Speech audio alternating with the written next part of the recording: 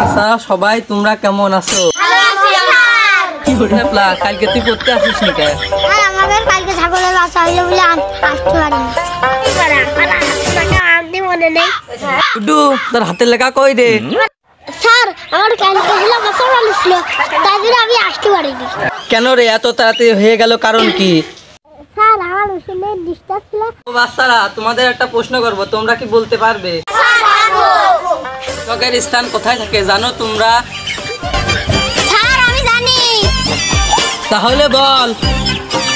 আমার পিছনে। হলো ছলো নয়নে হাসি মাখা বদনে ছলো ছলো নয়নে। আর আমার আব্বা বলে যে তোর পিছনে এত মাস্টার লাগালাম তাই তুই পাস করতে পারলি না কে? না স্টিক কোন